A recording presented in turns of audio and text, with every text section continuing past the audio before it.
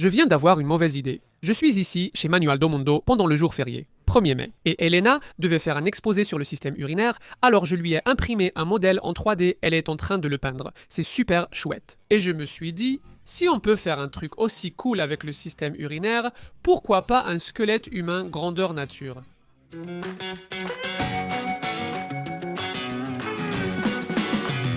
Je découvre qu'il est difficile de trouver un squelette humain, taille réelle, avec tous les os bien faits. Le problème, c'est que la plupart des choses que tu peux imprimer en 3D sont des squelettes d'Halloween, ou juste une partie du squelette, un os spécifique. Je n'ai trouvé qu'un seul corps humain entier avec tous les os, celui juste ici à côté. Et là, il y a un petit détail un peu embêtant. Le squelette humain a à peu près 206 os. Je dis à peu près, mais ce n'est pas par ignorance. C'est parce que quand un bébé naît, il a beaucoup plus d'os, et ils vont se fusionner, ils vont se rejoindre, et le nombre total d'os va diminuer. Quand même, 206 pièces, ça ne complique pas trop le montage. Je suis foutu. Alors, imprimons un gros os, un des plus grands de ce modèle 3D que j'ai pris pour voir s'il est vraiment bien, si l'impression va bien rendre. On évalue et si ça marche, je fais les 205 autres. J'ai choisi le tibia, qui est un sacré gros os qu'on a dans la jambe. J'ai dû le diviser en 2 morceaux parce que ça ne rentre pas dans l'imprimante et il a fallu 4 heures pour l'imprimer. Et ce petit morceau ici, voyons voir. On va enlever ces petits morceaux de support qui sont restés là pour aider à l'impression. Je vais coller les parties avec de la super glue.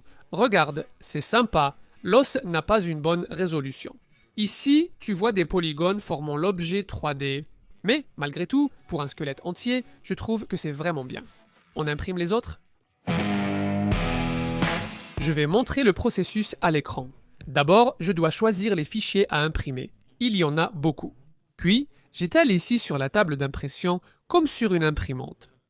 J'organise tout, je mets dans la bonne position, ensuite je vais découper. C'est là que le programme transforme l'objet en 3 dimensions en ligne, qu'il va ensuite empiler là-bas avec le plastique. Pour vous donner une idée, cette impression prend 16 heures de travail, mais c'est l'imprimante, pas moi.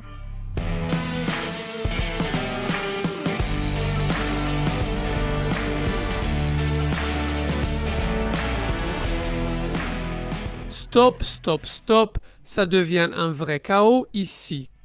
De nombreux petits os se ressemblent.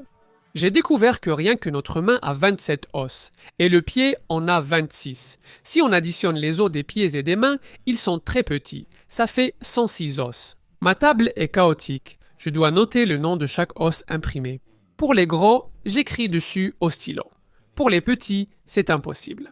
Alors, je colle un ruban, mais ensuite un ruban colle à l'autre, ça devient un tas de rubans collants. Il faut que je trouve une solution.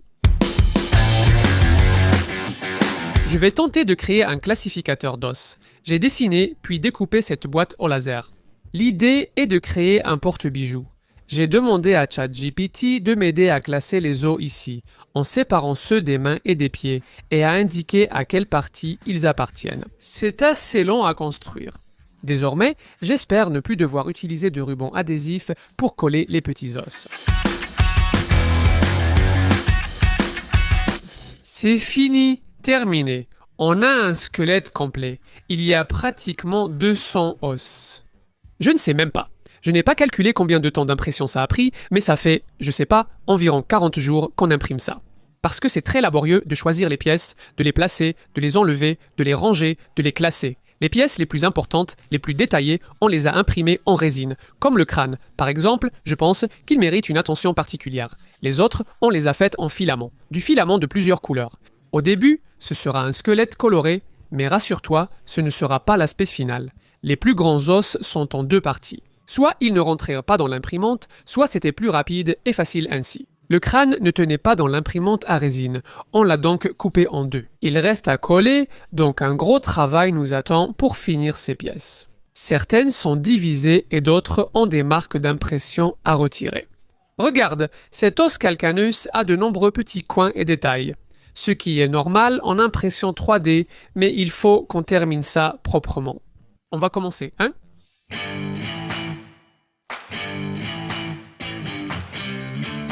Il est temps de commencer à assembler ce puzzle. Et on avait 2 problèmes ici. Le premier, c'est que je me suis fait opérer de l'épaule. Je peux à peine bouger le bras droit et ne peux pas porter de poids. J'ai donc appelé Dani pour m'aider. Et là, on était perdu. C'est le deuxième problème. Par où commencer à assembler ces pièces parce que c'est très compliqué. Il y a 200 os ici.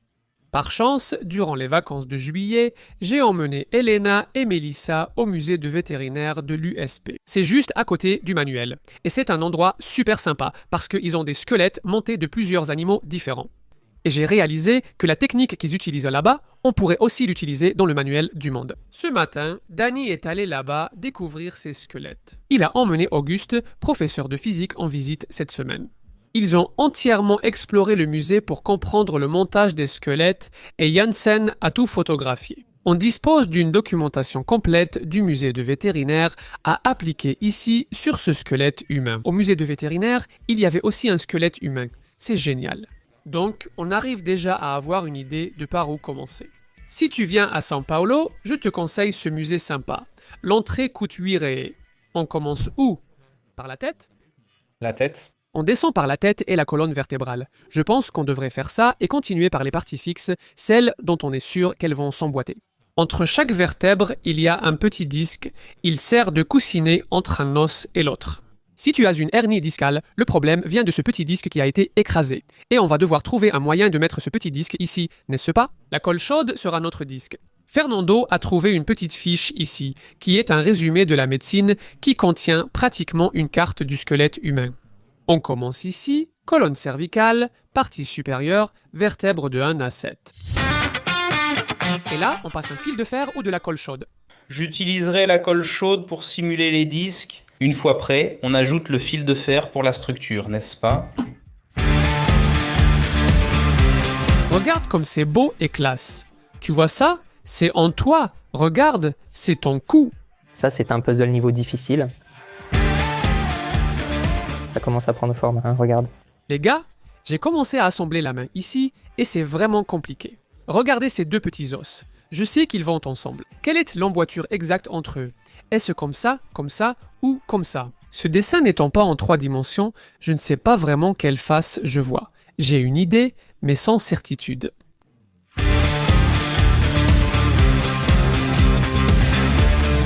C'est beau, dis donc.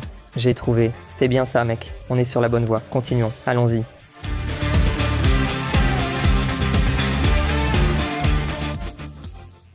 Regarde, voici le projet de squelette. Il y a un fichier dans Fusion. Tu peux activer et désactiver chaque os et comprendre où se trouve chaque chose. Je peux voir chaque os individuellement, avec le nom de l'os déjà indiqué, et je peux activer ou désactiver l'os pour comprendre où il s'emboîte. Waouh!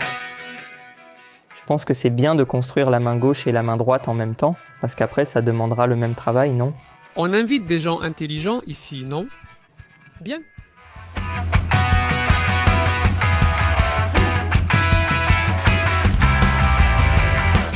Voici le bassin filmé au musée. Regarde le nôtre. Ça prend forme, non?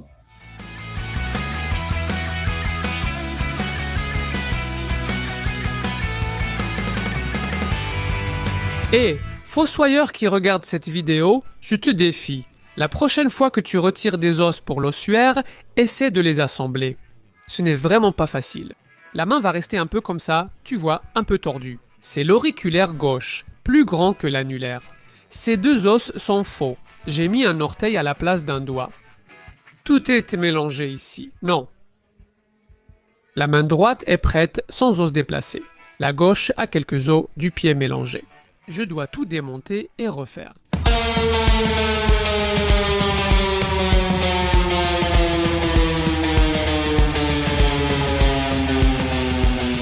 Un squelette honnête. On tente des choses folles avec ce manuel.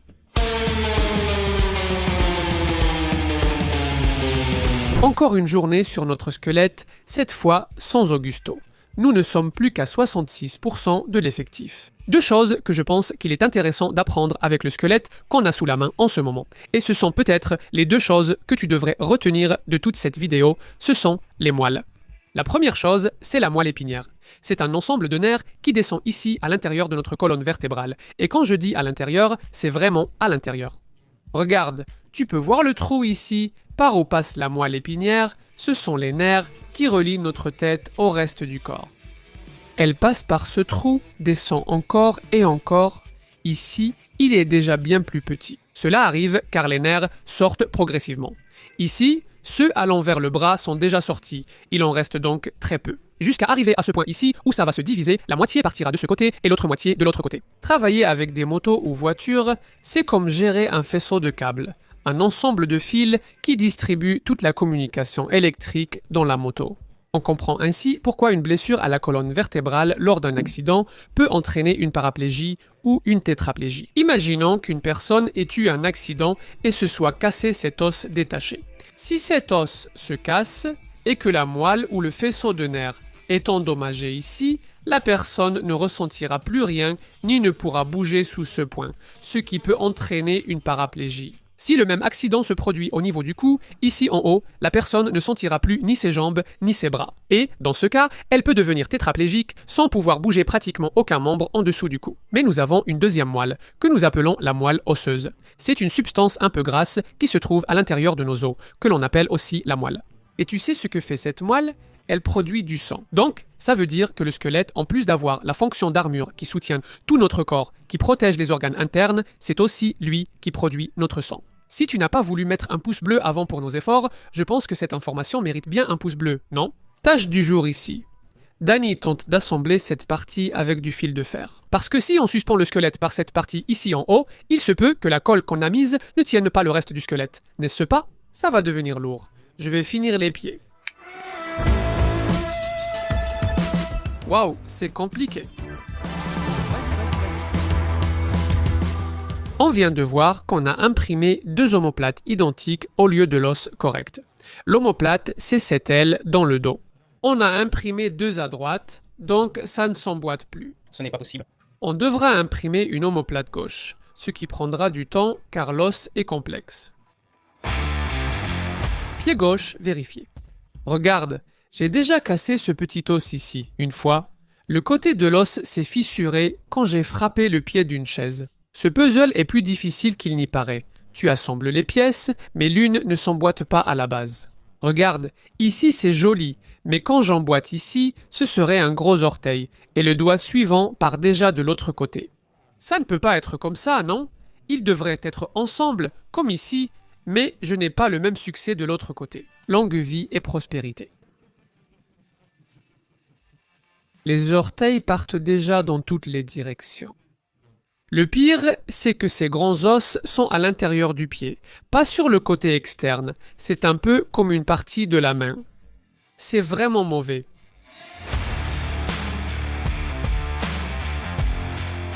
C'est bien droit, mec. Quoi ? C'est une scoliose. La scoliose, c'est une courbure anormale de la colonne vertébrale. Je trouve qu'elle est très courbée ici, mais bon. Ici, je pense qu'on devrait déjà arrêter de coller l'os, on devrait laisser le pied suspendu. D'accord. D'accord, on va faire avec. Un petit crochet. Certaines pièces doivent être articulées, sinon l'os, trop rigide, se casse. Le pied doit pouvoir faire ça ici. Les os des orteils sont collés, donc il ne pourra pas le faire. C'est quand même intéressant que le squelette fasse ce mouvement. Non.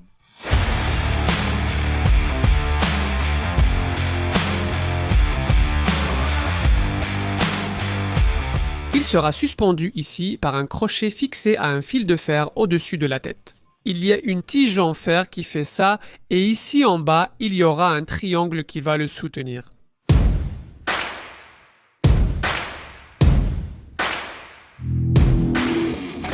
Ah. Clavicule installée. Ce n'est pas facile, hein?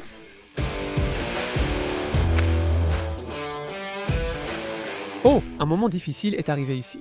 Voilà ce qui se passe. Le squelette original, le crâne, n'a pas de dents, mais nous avons un dentier ici au manual d'Omundo.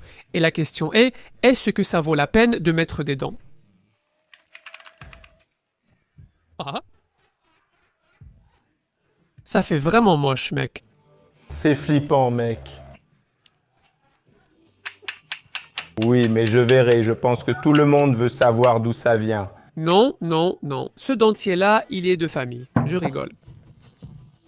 Un ami a apporté ce dentier ici car j'avais demandé une boule parfaite de dentier. Alors il a apporté plusieurs dentiers neufs. Ce dentier n'a jamais servi. On va le faire sans dents et peut-être les ajouter à la fin pour la blague. D'accord. Alors, il sera édenté. Il sera édenté, d'accord. Quel est le plan ici, hein?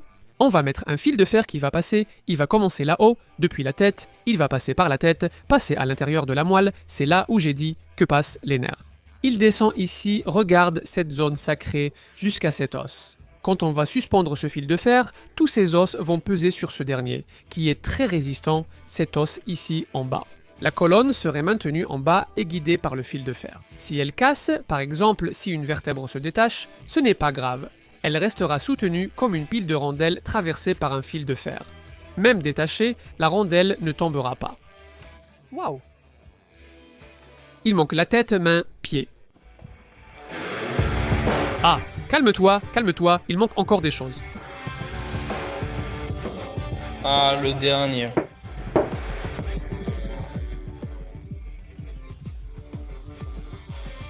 C'est ça, Danny. Merci, mec, je ne peux pas taper fort à cause de mon épaule. Tu peux voir où j'ai été opéré à l'épaule. Regarde. C'est à la jonction de l'omoplate et de la clavicule. Eh bien, à la jonction de ces deux os, j'avais de l'arthrose, le médecin a dû couper un peu l'os pour que le cartilage puisse pousser. Mec, il reste à peindre, hein? Qu'est-ce que je pense qui a causé ça? Ici, il n'y a pratiquement pas de fil de fer, il n'y a rien qui apparaît, le squelette est propre. Si on va au musée, il y a beaucoup de jonctions avec du fil de fer. Ils ont sûrement leurs raisons, mais on a fait du bon travail. Juste 3,5 kg. Pour l'imprimer chez toi, il te faut 4 bobines de filament, ce qui n'est pas négligeable. Je vais faire une finition ici pour qu'on puisse enlever le reste de colle et peindre par-dessus. Lucas est en train de finir le socle. C'est prêt, hein? On est devenu pro, non? Ce sera une nouvelle installation du manuel du monde. On a essayé d'utiliser le moins de fer possible, hein Lucas. Il va avoir un peu de flexibilité ici, mais le squelette est super léger. On va peindre la bête. Un squelette suspendu, ça n'inspire pas confiance.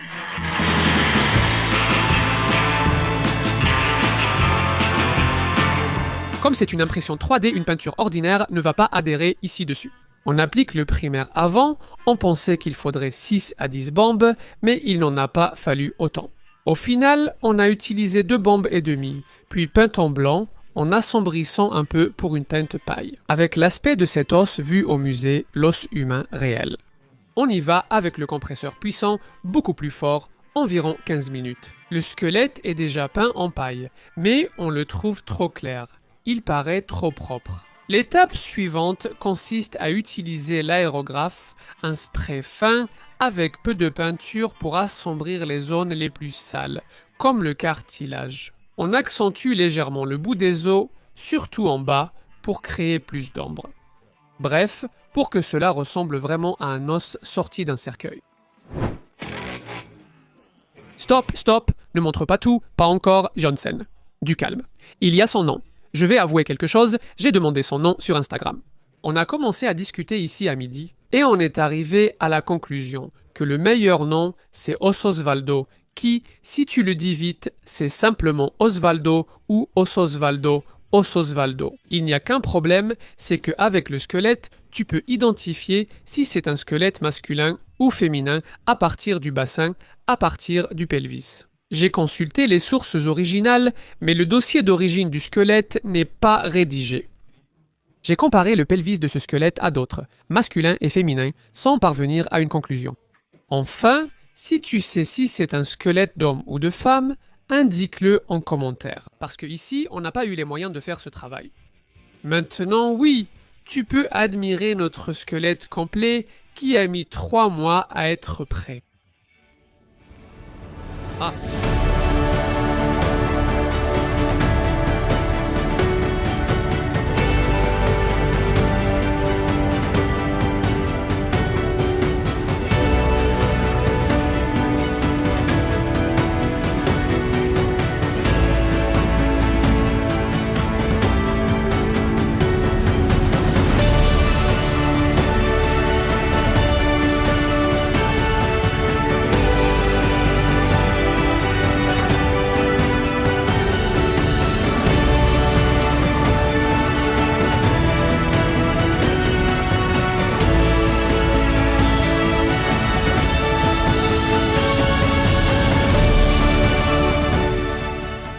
Si ça ne mérite pas un pouce bleu, je ne sais pas ce qui le mérite.